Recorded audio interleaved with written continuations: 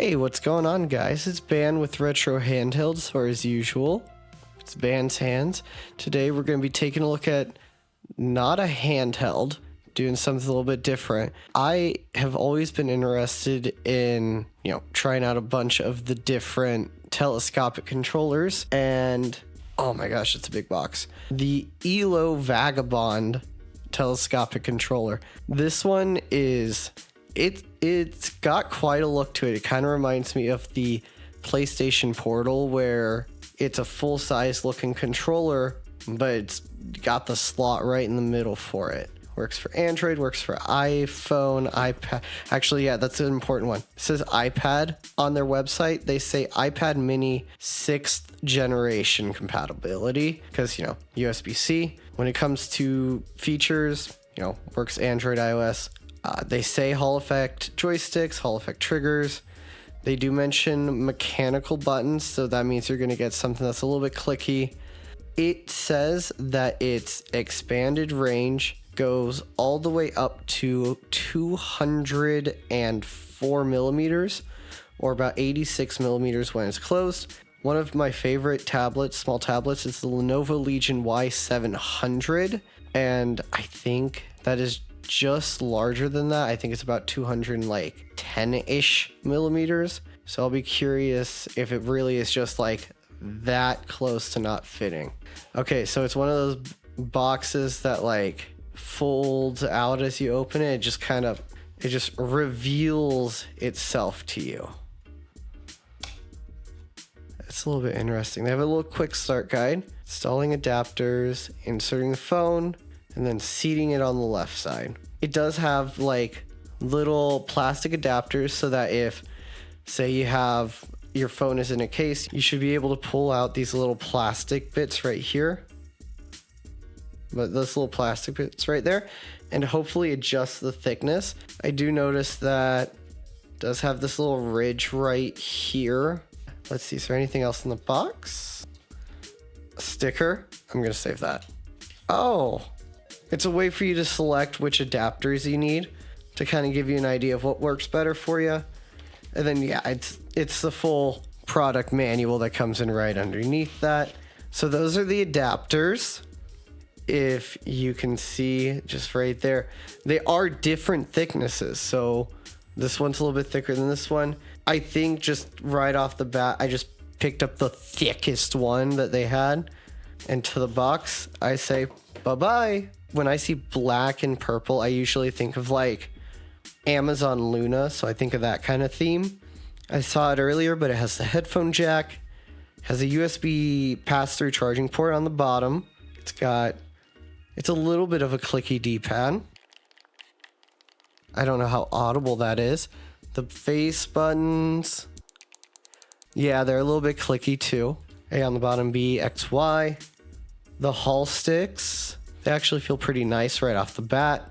They're actually like, this little purple ring actually helps reduce the amount of friction, it feels like. Usually when you have a plastic stick or like the plastic head to it, after a while it'll start to like grind away on the bottom. L1, L2, R1, R2. On the back, you've got these two back buttons as well. And little switches, which... oh, they activate and deactivate the back buttons. So when it comes to fitness, I did bring my Legion Y700 because some people have asked, can you have it this way? And can you have it this way? So let's see. It's sitting here pretty well if you want to hold your tablet like this. But what I'm really interested in is... wait. No... it needs just a little bit of extra space to like get into there. I don't know if this is quite gonna fit there. What I do have to test with it though is a phone. So let's see. Just taking a look at the app. There's a bunch of games that I have installed on this phone. And if I toss it in, oh, lights up. Allow Unleashed to access ELO Vagabond Controller for Android, iOS, PlayStation, Xbox Backbone. Okay, there we go. See, oh, it even sorts them by like genre. It sorts them. You can check sound setting, calibration, button mapping, firmware. Oh, actually, this one. LED brightness. Okay, so if you want to control the Vagabond, that's going to be the way to do it right there. There's a screenshot button. Got it. Initial impressions. If you like mechanical clicky buttons, I think you're going to like this. The sticks actually aren't too bad. They're super smooth, and if they're Hall effect, they're going to last you a while. Now, the big question though is, what is the price for this? Because good telescopic controllers have been coming out at a variety of price points. If you're looking at something like the GameSir G8, those have been like $50 to $60. If you're looking on the other end, you're looking at the Razer Kishi Ultra, those have been like $150. You could get an entire Android handheld for the same price. The Vagabond, if you go to their website right now, it's $100 exactly. I know that there's a bunch of coupon codes out there right now. They can take about $10 to $15 off. So if you're more so looking at $85-ish, you're looking at a controller that, falls right in line with the GameSir G8 Plus. It's coming in a lot lower than, the Razer Kishi. I mean, off of initial feeling, if you're looking for something that's like a full-size controller, I would probably say this is going to be a pretty good option for you. It's nice, big, comfortable.